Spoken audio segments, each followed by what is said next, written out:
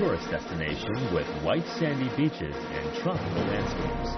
A booming economy with decades of industrial growth and political stability. Join us this weekend as CCTV speaks to Malaysia's central bank governor, Datuk Akhtar Aziz, as she shares her views on the country's efforts to avert the adverse impacts of the global economic recession. Only on Biz Talk. Welcome to Kuala Lumpur, Malaysia's bustling and colorful capital, a melting pot of Malay, Chinese and Indian cultures. Despite the global financial crisis, Malaysia is emerging as an investor darling in Southeast Asia, posting one of the fastest growth rates in the region. While the country is known around the world as a popular honeymoon destination, it has also grown into a hub for Islamic finance. I will talk to Malaysia Central Bank Governor Datuk Akhtar Aziz about the economic outlook, relations with China, ASEAN cooperation, as well as its booming Islamic finance industry. Kuala Lumpur, a bustling metropolis of 2 million people, a melting pot of different cultures and races, home to two of the world's tallest towers. The Malaysian capital is a picture of wealth and progress, a fitting symbol of the country's economic status. In recent years, Malaysia has seen a resurgence in both public and private investments, in the manufacturing sector as well as in the property sector, generating jobs and boosting domestic consumption.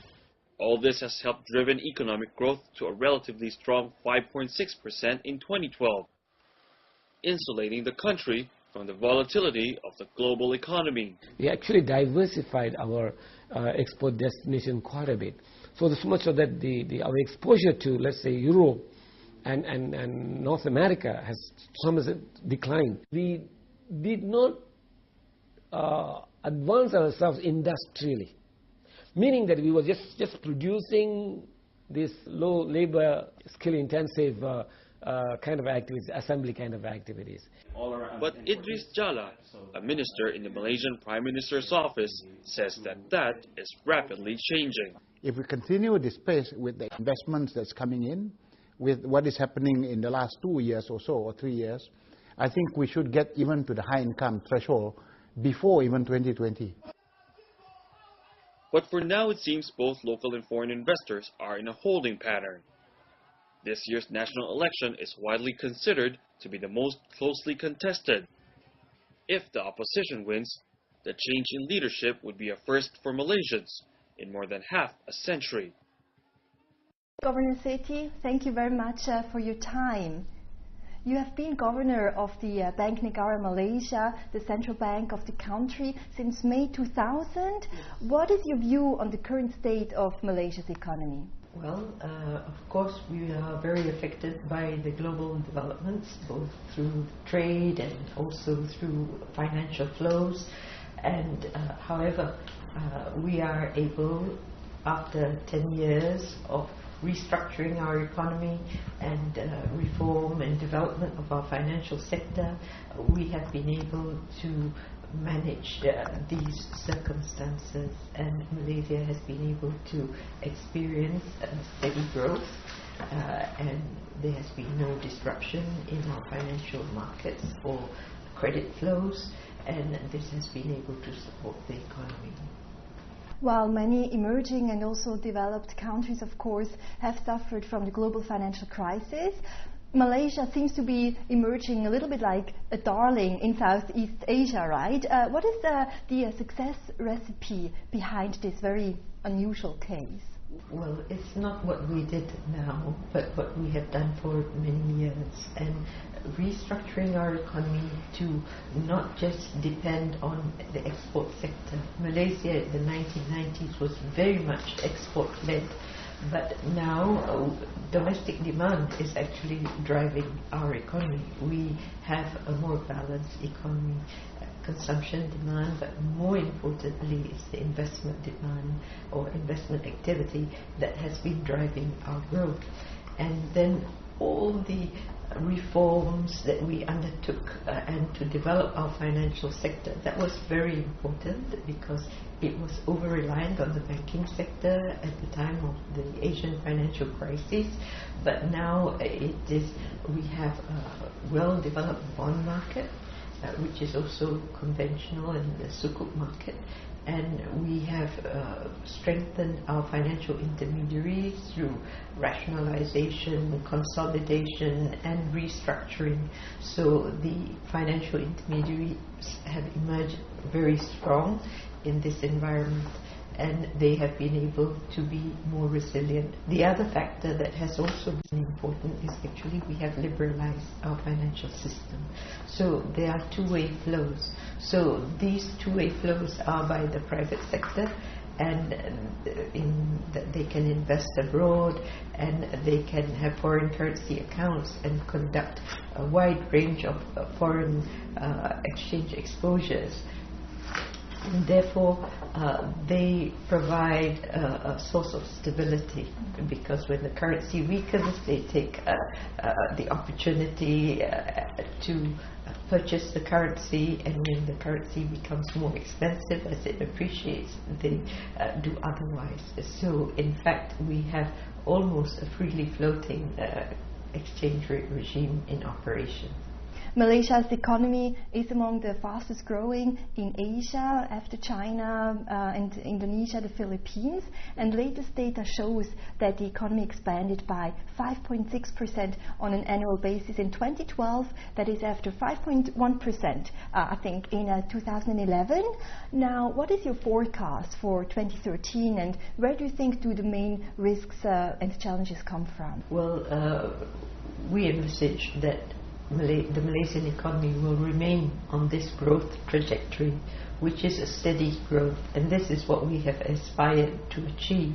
And the importance of domestic demand is vital to this, and so the economy now is more balanced, and we have also taken many initiatives to diversify our economy into other areas. So even in manufacturing, which is a traditional sector, it is being diversified to higher value-added activities. And then the services sector has grown very significantly. And of course, the construction sector has recovered. So with the recovery of domestic demand, investment has picked up. And also, there were many initiatives to improve the investment climate.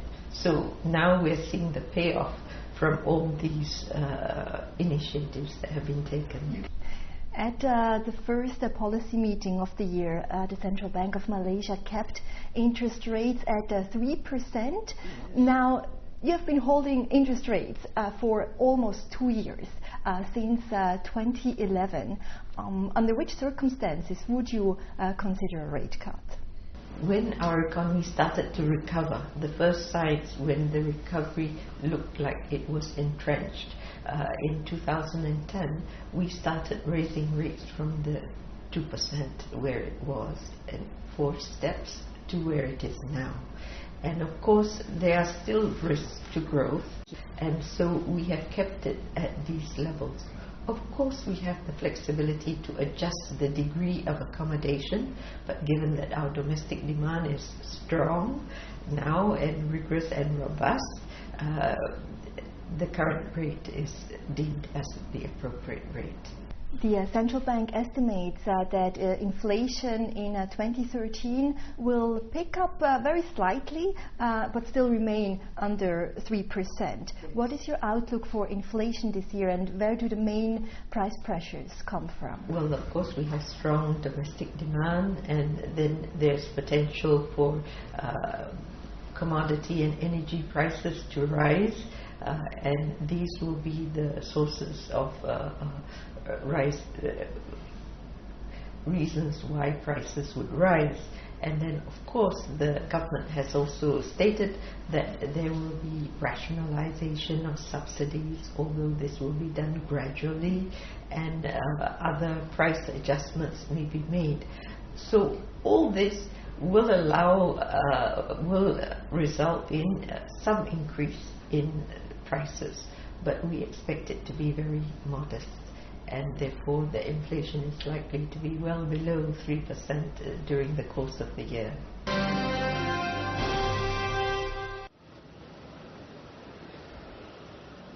At Malaysia's international airport complex, a sea of red and white. AirAsia's aircrafts have been dominating the airspace in recent years. It's become a force to reckon with in the budget airline industry. In fact, the Malaysian company, the region's largest low-cost carrier, has been expanding its business despite a weak global economy. One of the things about low-cost travel is that we're a little bit recession-proof. People trade down from premium to low cost. Although AirAsia did have to stop long-haul flights to Europe due to the crisis, it has just announced plans to set up a subsidiary in India. It's already taken advantage of the booming market in Southeast Asia, where economic growth has outpaced the rest of the world. In Thailand, the Philippines, Indonesia, and in Malaysia, where it will soon be moving into a new terminal. The $1 billion 26-hectare terminal will be able to accommodate some 45 million passengers a year. Last year, AirAsia brought an estimated 20 million passengers to Malaysia, 5 million more than the capacity of its current terminal. It is just one out of a growing number of Southeast Asian companies that are diverting their businesses into the region, even as the ASEAN community prepares to move into a more integrated regional economy. What the government does is simply, translating what the aspirations of the private sector, the movements of the private sector. So private sector, the governments recognize the market forces, and they actually work with the market forces. And that may mean more investments from outside and within the region, as all signs point to an ASEAN economy that will continue to be an engine global economic growth. The Association of Southeast Asian Nations is a cornerstone of Malaysia's foreign policy. Where do you see most cooperation potential and possible hurdles that need to be overcome? We have drawn many lessons from the European experience, and this has also during the good times we want to put in place, and we are putting in place, for example, an integrated crisis management framework and the governance process during this period, so that we will know what to do and to do it very preemptively rather than reacting to developments. So we undertake surveillance, and we discuss what the risks and vulnerabilities to the region, what the options, policy options and measures that we have, and we exchange experiences with these policies, and we are in touch with each other all the time so that we respond promptly to developments. And this is with respect to, of course, managing risks to the region. The crisis management framework, how far is the establishment already, and when do you expect to have some kind of an agreement? We are putting in place what are the measures and procedures that will take place to manage this, and who has the expertise and the pool of expertise in the region, so that we can pool these expertise together so that we will be prompt in dealing with it. But the one guiding principle is to act very preemptively, because obviously the cost of the crises will be significantly less rather than to be reacting to developments after they have happened. At the heart of the industrial zone in Malaysia's northern island of Penang, Abdul Salam runs a small factory that makes food products out of coconut, which is organic and therefore halal, or permissible under Islamic law. Or is it? Abdul says it's not that simple. The Malaysian governments are very strict on this. From the coconut milk, from the gluten rice flour, sugar, brown sugar, whatever you add in to make the dough, you have to make sure it's halal. Not only that, a majority of Abdul's staff has to be Muslim. In this case, he and his wife and a few family members. The premises have to be squeaky clean, and the equipment all stainless steel. All that makes doing business more costly, but Abdul says it's all worth it. If you look into the demand of the halal product, yes, everyone, when they go for shopping complex, when they pick up anything, they will look behind the halal, the barcode, the ingredient. And that's partly because over half of Malaysia's population is Muslim. And to them, consuming halal is an obligation. Even fast food giant McDonald's serves only halal food in Malaysia. And there is also a growing range of non-food products that are being certified as halal. We are seeing the emergence of new market. We are seeing a lot more Muslims getting very wealthy. Malaysia sees the opportunity to go into an industry that not many countries are, basically participating yet. The hope is that the halal industry will go the way of Islamic banking and finance, which for decades has served as a viable investment alternative to conventional financial institutions, both for Muslims and non-Muslims. An industry in which Malaysia has also found its niche. I've lived in Dubai for a couple of years before moving to Beijing, and of course Islamic finance is a very booming industry in the Gulf Arab region. Now Kuala Lumpur has established itself as a global hub for Islamic finance as well. What is your growth outlook for this fast-moving, fast-growing industry? Right. Well, what we have done for this decade is really put in place all the components and segments of the Islamic financial system, and this is to have the intermediaries. So we have highly diversified players in our system, both domestic and foreign, and we have liberalized that market to allow foreign corporations and multinationals and even sovereigns to issue sukuks or bonds out of our market in any currency. So in fact we've had dollar issuance and Sing dollar and renminbi issuance out of our market. So for us this is a very exciting development. So it's been growing by more than 20%. But the point that I also want to highlight is that Islamic finance is not only for Muslims, and it has drawn significant participation from non-Muslims, because if you walk to our major banks and you ask them in their Islamic financial business how many percent is by non-Muslims, they will tell you between 50 to 70% of those who participate are non-Muslims. Global demand for sukuk or Islamic bonds is expected to double over the next 4 years, especially thanks to growth in the Middle East, of course, traditionally, but also in Asia, and then also new markets such as Azerbaijan or Nigeria.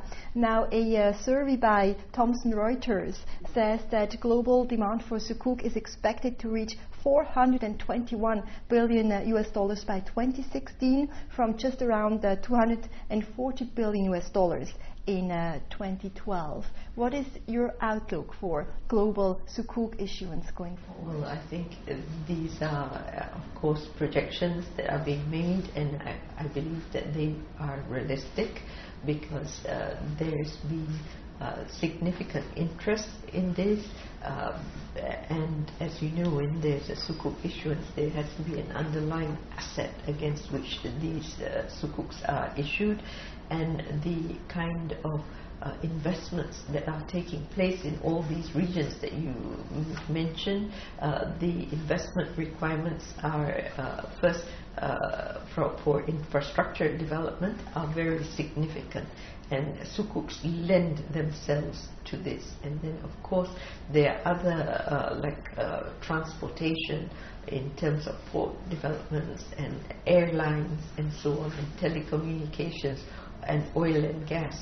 All these kinds of business really lend themselves to sukuk issuance, and the expansion in these areas that are taking place in all these emerging economies are very significant. and therefore I believe even a fraction of it that is financed by the sukuk market will generate the kind of growth that you mentioned. Last year you said that China could become the next staging ground for Islamic finance, and Hong Kong has been trying to establish itself as a gateway for Islamic finance into the mainland, but Chinese investors have not shown serious interest so far. How can you lure more Chinese investors into Islamic finance and also use Kuala Lumpur as a hub? Well, as there becomes greater awareness of the potential and what are the benefits of this, of course, the benefits are to diversify the investor base from any fundraising, and this would be, in the case of sukuk issuance, they would have the markets from Asia, including like Indonesia and Malaysia and other parts of the region, but also the Middle East and Central Asia and of course Europe. So and for investors, of course, they would like to have a diversified portfolio, and the renminbi will become increasingly attractive, and it is, as China, if it wants to move towards internationalizing its currency, it needs to have a wide range of instruments at the disposal of investors. So this would be a very great move to have another asset class. And this asset class is supported by real economic activity.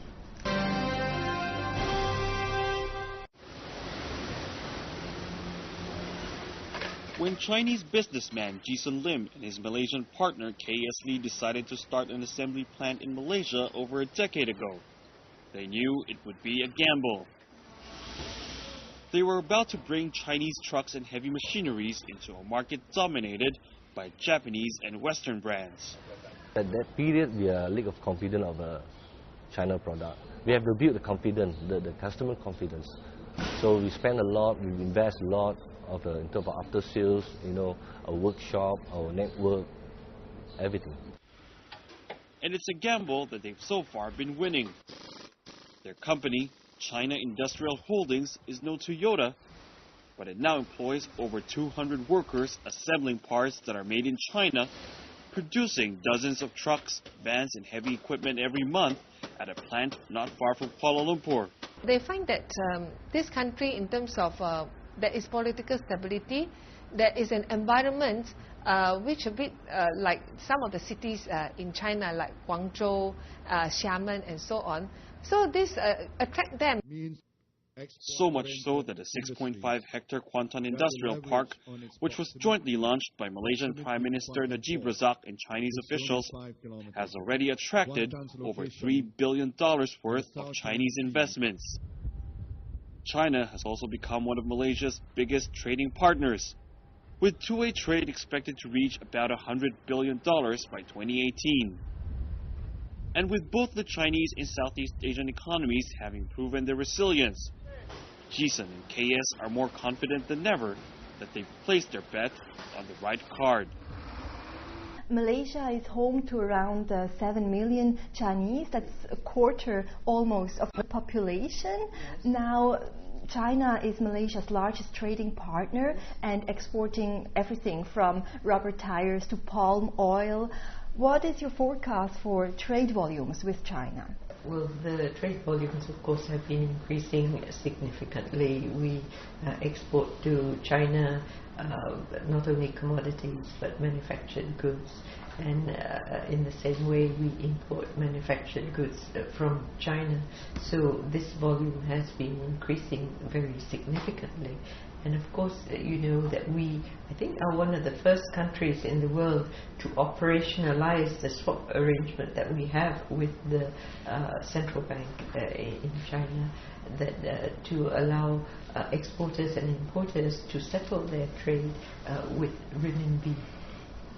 And this has also facilitated the trade flows. And of course, the investment activity also facilitates the increase trade flows. So this is going to expand. In fact, it has expanded to make China our largest trading partner, and we are China's largest trading partner in ASEAN. Last year you mentioned that Malaysia and China will encourage more yuan-denominated bond issuance, and I believe Axiata Group and Malaysia's sovereign wealth fund Khazanah Nasional have already issued an Islamic bond, sukuk, in yuan. Now, what is your outlook for yuan-denominated issues? Well, because it was so well received and it generated quite a lot of excitement.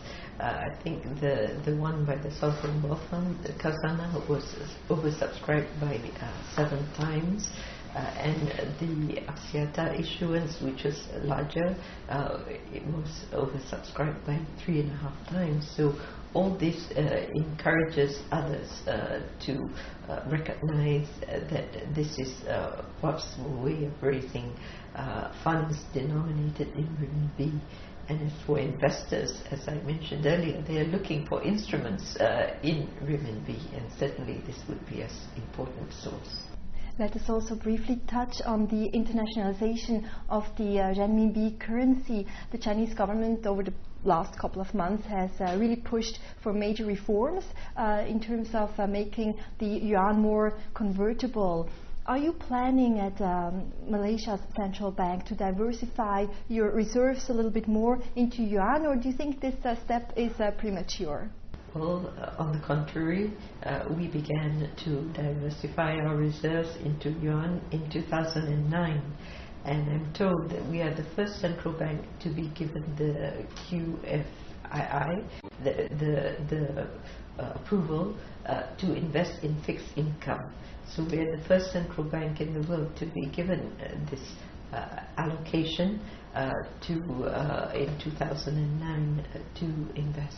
I'm very pro-Asia, so we have already diversified our reserves into Asian markets since about 2003 at very small amounts, and over the years we have increased it. So we were very pleased to gain that approval for investment in fixed income in China. Thank you so much for your time. It's been my pleasure.